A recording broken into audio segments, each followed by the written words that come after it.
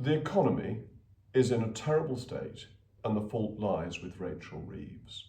All the indicators are going in the wrong direction.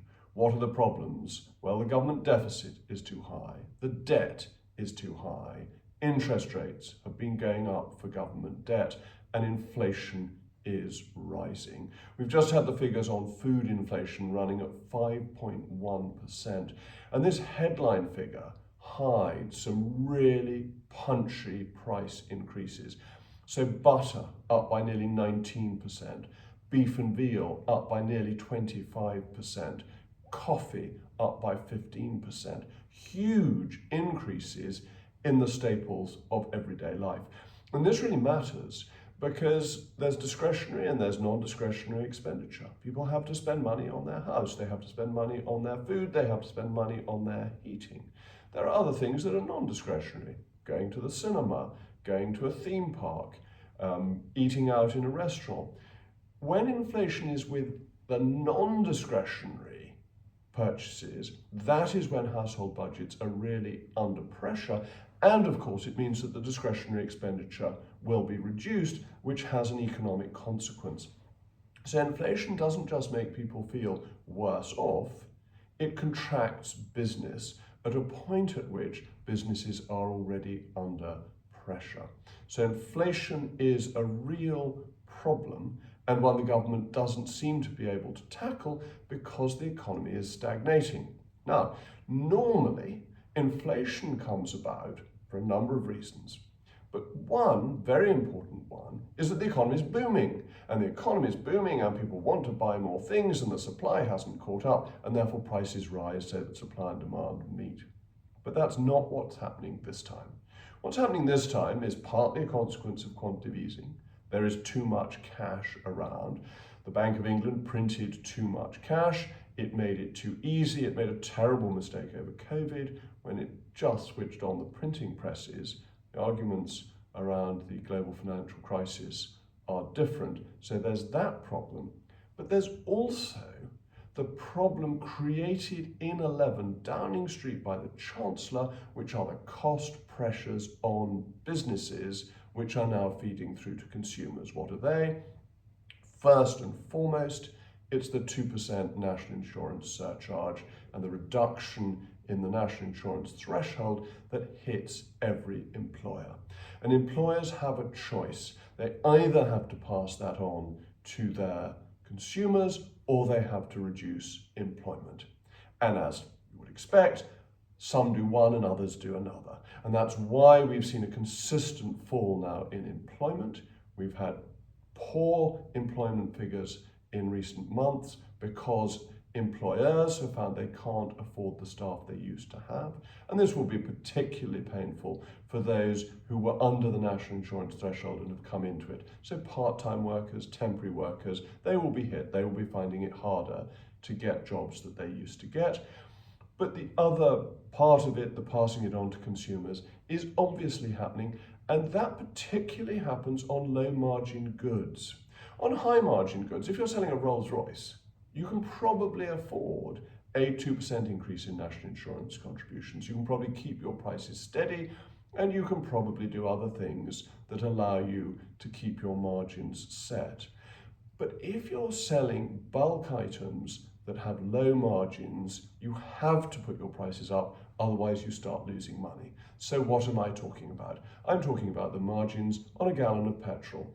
That the price of petrol hasn't come down with the relative strengthening of the pound or with the low level of the oil price. Why?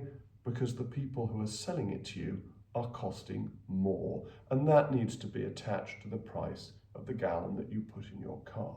But the same is true of butter, of cereals, of meats. These are not high margin products, and maybe if it's Wagyu beef or some nonsense like that, but if you're buying normal food in normal circumstances at supermarkets, these are low margin goods, and therefore the companies, the supermarkets, have to pass on that cost. They have no choice. So inflation was created in Downing Street. That's the first point to bear in mind. And this inflation is having a consequence in terms of employment. The same decision that's putting prices up is also reducing companies desire to employ people. But the government's making it worse because it's got an employment rights bill, which means that employers are going to be even more reluctant to take on new staff.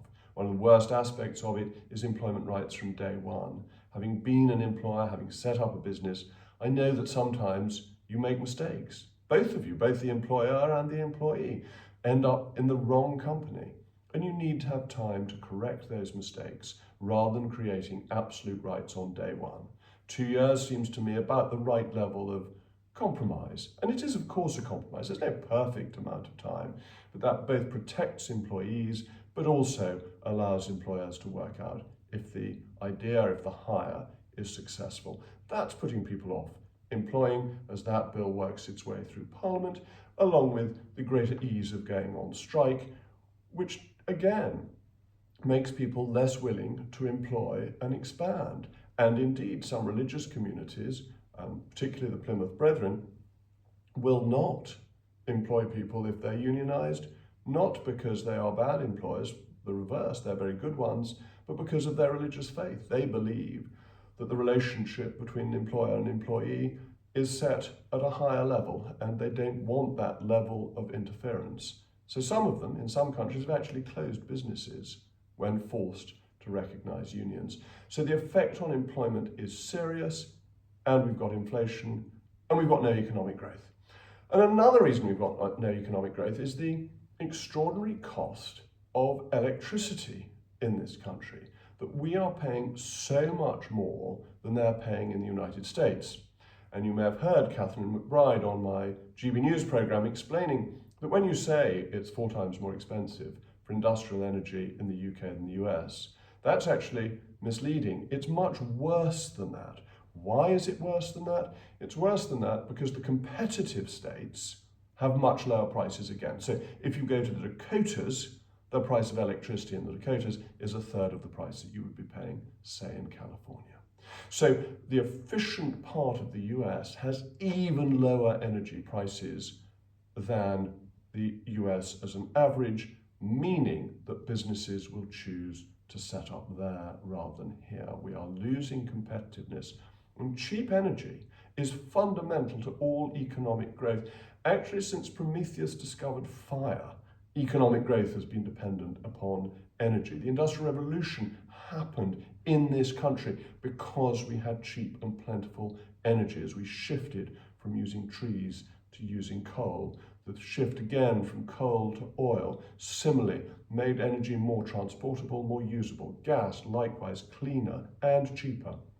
And we, through crazy green policies, which this government is making worse, has energy prices that are again about to go up. And they're going up in October because of government decisions, not because of an increase in the gas price, but because the government is putting more charges onto energy, more green charges, and the warm homes discount, which you will pay for unless you're a benefit recipient. A tax on energy that is being imposed and increased by this government. That, of course, feeds through to the inflation problem, and that feeds through to employment. So we are in this terrible, vicious circle, which then feeds on to government revenues. Because if the economy isn't growing and its costs are rising, and we'll have a big increase in welfare benefits based on the September inflation figure coming through next spring, if the costs are rising, but the economy is flatlining, the deficit rises. And that's when you get into a real economic crisis, because you cease to be able to fund yourself without taking drastic action. Now, what are the actions you can take? At this point, you cannot increase taxation any further. Why? Because the economic consequences would be so damaging. They would turn the economy down another notch. You have to cut spending. And it's very instructive that Labour in the 1970s had to cut spending on the NHS as well as on everything else. Why? Because they'd got into such a muddle. In the 1930s, Labour had to cut welfare benefits in absolute and real terms, 10% cut. Why? Because they've got into such an economic mess. And this is the sort of thing we are facing now. And combine it with a downturn predicted in productivity figures, and it all becomes worse again. And part of the reason for our long-term productivity problem has been mass migration, that we have essentially sucked on the teat of cheap labour, thinking that is the way to grow the economy, rather than allowing people to invest and allow wages to rise to a natural level. They've been kept down by mass migration.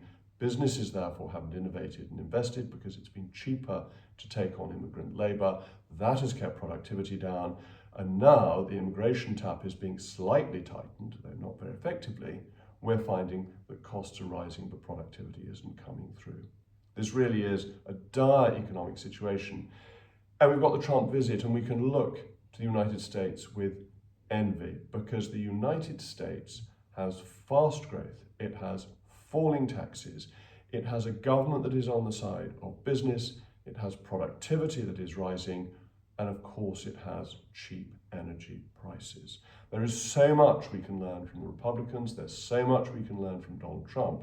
Rather than silly people protesting against him, we should really welcome him and learn from what he is doing that is making America great again. How can we make our country great again? Well, low energy prices are a starting point. Cutting back the size of the state is absolutely essential. Backing business, getting taxes down, stopping a something-for-nothing benefit system that we have had and that has encouraged people to make lifestyle choices, that may give us a chance. But at the moment, I'm afraid to say we don't have one. We are in a downward spiral, and there is no evidence that Reeves will be able to do anything about it. I'm sorry to be gloomy, but it's a pretty poor state of affairs at the moment. Thank you as always for watching.